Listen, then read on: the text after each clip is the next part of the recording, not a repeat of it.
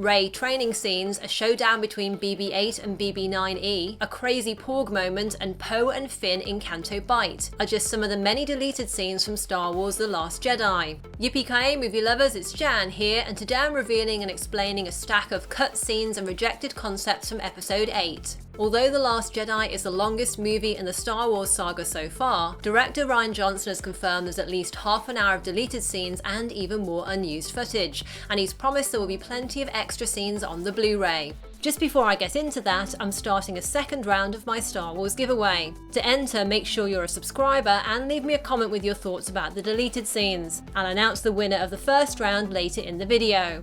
Oh, and if this is your first time on my channel, I do regular deleted scenes videos, movie breakdowns, Easter eggs, theories, and giveaways. Quick spoiler warning, I'll be discussing scenes from The Last Jedi in detail, so take care if you've not watched it yet.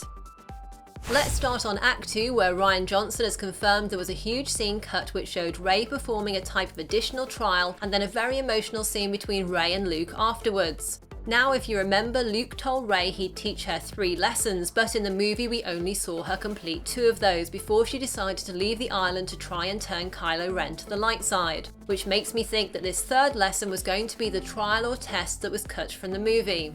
There's some incredible artwork in the Art of the Last Jedi book, which shows Rey facing off against 2 figures or visions which resemble Darth Vader and Obi-Wan Kenobi. The fact that Rey's standing in water here suggests it could be an alternate version of the mirror scene in the movie, with Luke having told Rey to enter the island's cave, just as Yoda told Luke to enter the dark side cave on Dagobah in The Empire Strikes Back. And other concept art also seems to indicate that the cave might have explored the duality of the light and the dark side in addition to Rey's parentage as it did in the movie.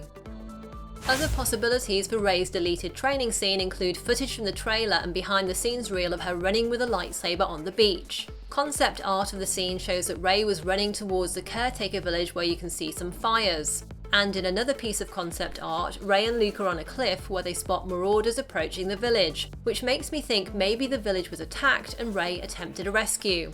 Alternately, the fires in the village might be from a scene that looks like a Caretaker celebration, which means that Rey's beach run could be showing her training while the island's inhabitants are enjoying themselves.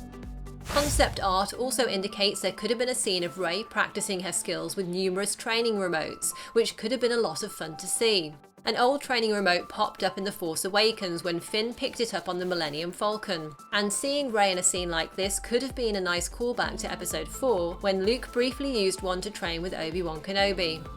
There's also a separate deleted and extended sequence with Rey and the Caretakers. The Art of the Last Jedi book reveals that one particular caretaker, the matron, has a problem with Rey being on the island, as Rey is intruding in this private world and in this private relationship they have with Luke. There was a little allusion to this deleted scene in the film when Rey mentioned to Luke that she didn't think the Caretakers liked her. And there's a load more unused concept art featured in the Art of book. Some of my favourites include Luke and Rey on a skiff on their way to the old Jedi Temple, which in this version was carved into the side of the island. Another cool shot had Rey accessing the temple via a cliff, and in this version of the Jedi Temple the entrance was specifically designed to resemble the window behind the Emperor's throne in Return of the Jedi, the idea being to show that the early symbols of the Jedi have been used by both the light and the dark sides. After Finn wakes up towards the start of the film, there's a deleted scene where he finds out what happened while he was unconscious.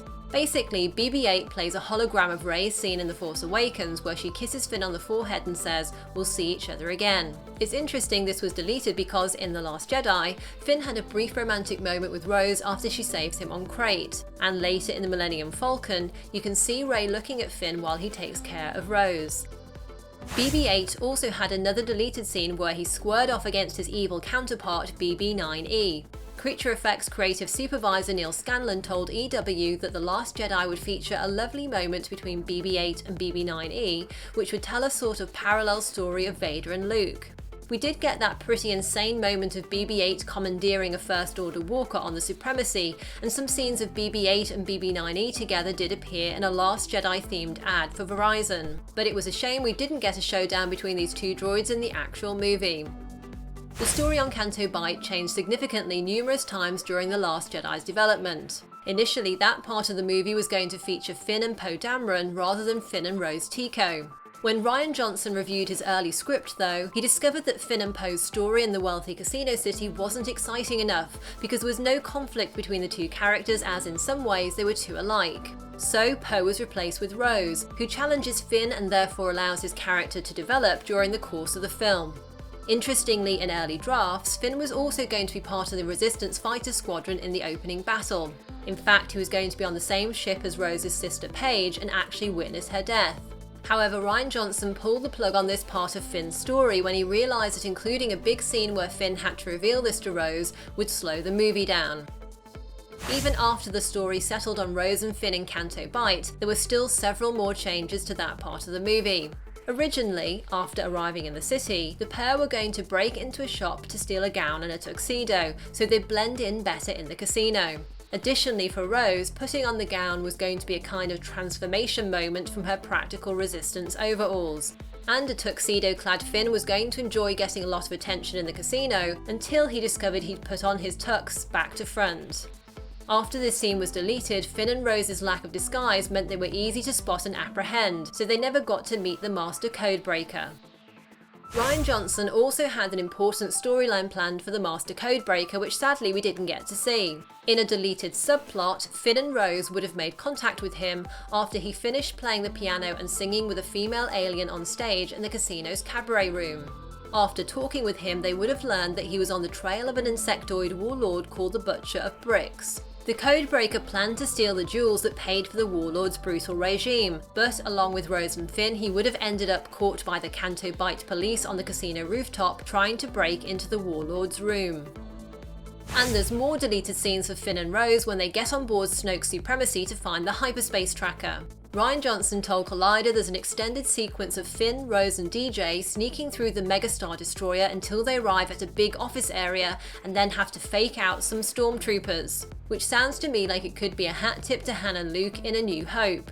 There's also some concept art which hints at some of the moments and visual jokes we might have seen in this sequence. In one of them, Finn and Rose come across masses of lint in a tunnel, which they follow along till they fall through a trapdoor into a huge tumble dryer in the First Order laundry room.